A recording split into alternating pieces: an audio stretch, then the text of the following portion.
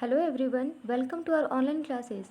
दोस्तों, अपने आज की वीडियो में हम डिस्कस करने वाले हैं top most important questions of chemistry, यानी रसायन विज्ञान के वैसे सवाल जो कि प्रीवियसली हमारे एग्जाम्स में पूछे गए हैं और हमारे आगे के एग्जाम्स के लिए बहुत ही इंपॉर्टेंट है। तो आइए दोस्तों स्टार्ट करते हैं इनको डिस्कस करना। सबसे पहला हमारा सवाल है, which among the following is white phosphorus, यानी इनमें से कौन सा वाइट फॉस्फोरस का फॉर्मूला है।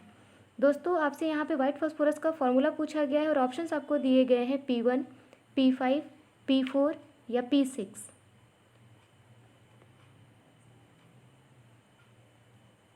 दोस्तों, करेक्ट आंसर आपका होगा P4, यानी P4 को ही हम वाइट फॉस्फोरस के नाम से जानते हैं। इसके बाद दोस्तों नेक्स्ट सवाल है हमारा, क्रोमाइट इज़ एन ओर और मिनरल ऑफ, यानी कि क्रोमाइट किसका ओर होता है। दोस्तों, आपके ऑप्शंस दिए गए हैं आयरन, मैग्नीशियम, क्रोमियम और जिंक। दोस्तों, करेक्ट आंसर आपका होगा ऑप्शन नंबर सी, यानी कि क्रोमियम। क्रोमियम क्रोमाइट वर्ड से ही आया हुआ है, तो इस तरीके से आपको याद रखना है कि क्रोमाइट जो होता है वो क्रोमियम का ओर होता है। और उस पदार्थ को कहते हैं जो हमें प्राप्त होता है और उससे हम एलिमेंट को प्योरीफाई करके निकालते हैं। तो दोस्तों, हमें कोई भी एलिमेंट ओर के फॉर्म में ही प्राप्त होता है, फिर हम उसे प्योरीफिकेशन करते हैं और उससे अपना धातु प्राप्त करते हैं। तो यहाँ पर आपको याद रखना है कि क्रोमाइट जो होता है वो क्रोमियम का ओर होता है। इसके बाद दोस्तों अगला सवाल है हमारा, asset turns dash litmus dash, यानी कि जो हमारा एसिड होता है वो किस कलर के लिटमस को किस कलर में चेंज करता है। दोस्तों, आपको ऑप्शंस दिए गए हैं red to blue, green to yellow, blue to red और येलो टू ग्रीन। दोस्तों, करेक्ट आंसर आपका होगा ब्लू टू रेड। हमारा एसिड जो होता है वो हमेशा ब्लू लिटमस को रेड में चेंज करता है और जस्ट इसके अपोजिट जो हमारा बेस होता है वो रेड को ब्लू में चेंज करता है। तो यहाँ आपको याद रखना है कि अगर अम्ल है यानी कि एसिड है तो वो ब्लू से रेड हो जाएगा, और अगर बेस है यानी कि क्षार है तो वो आपका रेड से ब्लू हो जाएगा।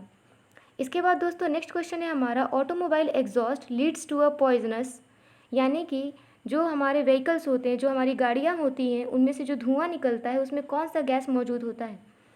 दोस्तों, आपके ऑप्शंस हैं carbon dioxide, carbon monoxide, sulphur dioxide या नाइट्रोजन ऑक्साइड। दोस्तों, करेक्ट आंसर आपका होगा कार्बन मोनोऑक्साइड। हालांकि दोस्तों ये सारे के सारे गैसेस जो होते हैं वो ऑटोमोबाइल एग्जॉस्ट में निकलते हैं, लेकिन कार्बन मोनोऑक्साइड वो पॉइजनस गैस है जो ऑटोमोबाइल एग्जॉस्ट से निकलता है। तो दोस्तों यहाँ पर आपसे पॉइजनस गैस ही पूछा गया है, तो आंसर आपका करेक्ट हो जाएगा ऑप्शन नंबर बी, यानी कि कार्बन मोनोऑक्साइड। इसके बाद हमारा नेक्स्ट क्वेश्चन है, which among the following elements is liquid at room temperature, यानी कि सामान्य तापमान पर कौन सा धातु तरल अवस्था में पाया जाता है, यानी वो लिक्विड के फॉर्म में पाया जाएगा। दोस्तों, आपके ऑप्शंस दिए गए हैं फॉस्फोरस, सोडियम, मरकरी या एल्यूमिनियम। दोस्तों, करेक्ट आंसर आपका हो जाएगा मरकरी। यहाँ पे एक चीज़ आपको याद रखनी है कि मरकरी एकमात्र ऐसा मेटल है यानी धातु है जो लिक्विड फॉर्म में पाया जाता है, और ब्रोमीन एकमात्र ऐसा अधातु यानी कि नॉन मेटल है जो कि लिक्विड फॉर्म में पाया जाता है। बाकी सारे के सारे या तो सॉलिड में पाए जाते हैं या फिर गैसियस स्टेट में पाए जाते हैं, लेकिन मरकरी एकमात्र ऐसा धातु है जो आपको हमेशा लिक्विड रूम टेम्परेचर पर लिक्विड स्टेट में पाया जाएगा, और ब्रोमीन एकमात्र ऐसा नॉन मेटल यानी अधातु है जो कि रूम टेम्परेचर पे लिक्विड फॉर्म में पाया जाएगा। इसके बाद दोस्तों नेक्स्ट क्वेश्चन है हमारा, हु डिस्कवर्ड नाइट्रोजन, यानी नाइट्रोजन की खोज किसने की। फैराडे, हुक, हिजनबर्ग या रदरफोर्ड। दोस्तों, करेक्ट आंसर आपका ऑप्शन नंबर डी हो जाएगा रदरफोर्ड। रदरफोर्ड ने ही नाइट्रोजन की खोज की थी। इसके बाद दोस्तों नेक्स्ट क्वेश्चन है आपका, name the catalyst used in the conversion of milk into curd, यानी कि दूध से दही बनाने के लिए किस कैटलिस्ट का इस्तेमाल किया जाता है। दोस्तों, आपके ऑप्शंस दिए गए हैं पेप्सिन, लैक्टेज, इन्वर्टेज या डाइटेज।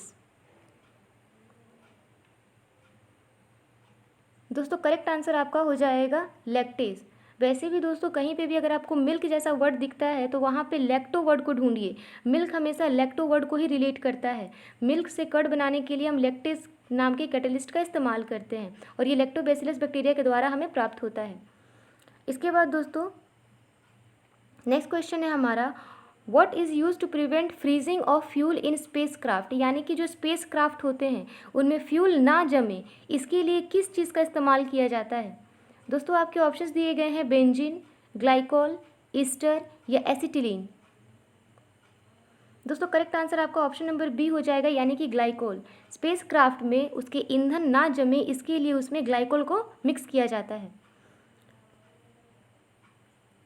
इसके बाद दोस्तों नेक्स्ट क्वेश्चन है हमारा, acetic acid is commonly known as, यानी एसिटिक एसिड को हम आम भाषा में किस नाम से जानते हैं। दोस्तों आपके ऑप्शंस दिए गए हैं caustic soda, baking soda, spirit या विनेगर। दोस्तों करेक्ट आंसर आपका हो जाएगा option number D, vinegar. Vinegar जो होता है वो एक्चुअली में एक डाइल्यूट सॉल्यूशन होता है एसिटिक एसिड और वाटर का। तो नॉर्मली यानी आम तौर पे हम एसिटिक एसिड को विनेगर के नाम से जानते हैं। इसके बाद दोस्तों नेक्स्ट क्वेश्चन है हमारा, हु डिस्कवर्ड बेंजीन, यानी बेंजीन की खोज किसने की। दोस्तों आपके ऑप्शंस दिए गए हैं hall anger, Michael Faraday, Bruce AIIMS या निकोलस एपर्ट। दोस्तों करेक्ट आंसर आपका ऑप्शन नंबर बी हो जाएगा, यानी कि माइकल फैराडे। ये बेंजीन की खोज माइकल फैराडे के द्वारा की गई और ये सवाल पहले भी पूछा जा चुका है, इसलिए आपके एग्जाम के पॉइंट ऑफ व्यू से बहुत इंपॉर्टेंट है। इसके बाद दोस्तों नेक्स्ट क्वेश्चन है हमारा, the mass of proton and mass of dash is same, यानी कि प्रोटोन का मास किसके मास के बराबर होता है।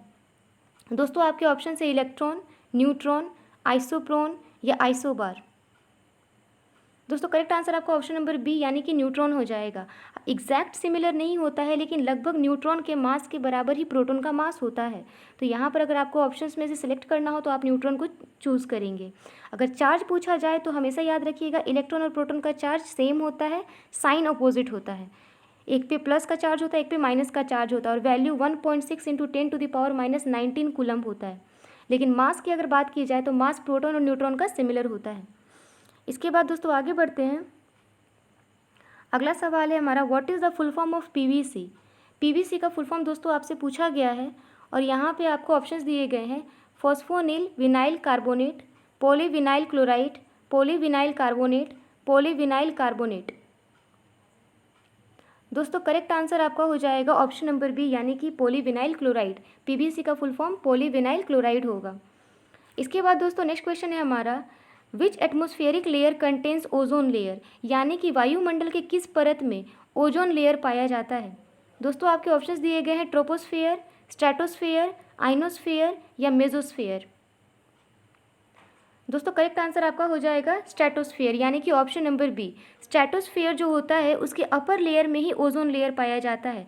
ट्रोपोस्फेयर धरती से सबसे नज़दीक का लेयर होता है और सबसे बाहरी लेयर एक्सोस्फेयर को कहते हैं, जहाँ पे स्पेस और एटमॉस्फेयर एक दूसरे को मर्ज कर जाता है। तो दोस्तों इन दोनों के बीच में ही हमारा स्ट्रेटोस्फेयर पाया जाता है, जिसके ऊपरी सतह पे यानी अपर लेयर पे ही हमें ओजोन परत दिखाई देती है, यानी ओजोन परत हमारा पाया जाता है वहाँ पे। ओजोन परत का काम क्या होता है, तो आपको याद रखना है कि ये सूर्य के हानिकारक पराबैंगनी किरण यानी कि जो अल्ट्रावायलेट रेज होते हैं उन्हें धरती पर पहुँचने से रोकता है। दोस्तों आजकल ओजोन डिप्लीशन टॉपिक बहुत ट्रेंड में है और ये रीज़न इसलिए है क्योंकि ओजोन डिप्लीशन की वजह से बहुत ज़्यादा प्रॉब्लम्स क्रिएट हो रहा है। धरती का जो तापमान है वो लगातार बढ़ रहा है, क्योंकि पराबैंगनी किरण का धरती पर आना बहुत ही खतरनाक होता है। ये जीवों के लिए भी खतरनाक है और धरती के लिए भी खतरनाक है। इसके बाद दोस्तों नेक्स्ट क्वेश्चन है हमारा, using which of the following process can one separate a solute from its solution, यानी कि इनमें से किस प्रक्रिया का इस्तेमाल करके आप सॉल्यूट और सॉल्यूशन को अलग कर सकते हैं। दोस्तों आपको ऑप्शंस दिए गए हैं यहाँ पर इवेपोरेशन, सेडिमेंटेशन, फिल्ट्रेशन और कंडेंसेशन। दोस्तों करेक्ट आंसर आपका हो जाएगा इवेपोरेशन, ऑप्शन नंबर ए, यानी कि वाष्पीकरण। दोस्तों सॉल्यूट और सॉल्यूशन को अगर सेपरेट करना हो तो नॉर्मली हम उसे इवेपोरेट कर देते हैं, सारा लिक्विड हमारा वाष्प बन के उड़ जाता है और सॉल्यूट हमें अलग मिल जाता है। तो इवेपोरेशन प्रोसेस सिंपल प्रोसेस होता है जिसके द्वारा सॉल्यूट और सॉल्यूशन को अलग किया जा सकता है। इसके बाद दोस्तों हमारा अगला सवाल है, what is baking soda. Basically आपसे बेकिंग सोडा का फॉर्मूला पूछा गया है। दोस्तों आपको ऑप्शंस दिए गए हैं aluminium bicarbonate, sodium bicarbonate, sodium isolate या एल्यूमिनियम सल्फेट। दोस्तों करेक्ट आंसर आपका हो जाएगा ऑप्शन नंबर सी, यानी कि सोडियम बाइकार्बोनेट। अगर आपसे इसका फॉर्मूला पूछा जाए तो आपको याद रखना है NaHCO3।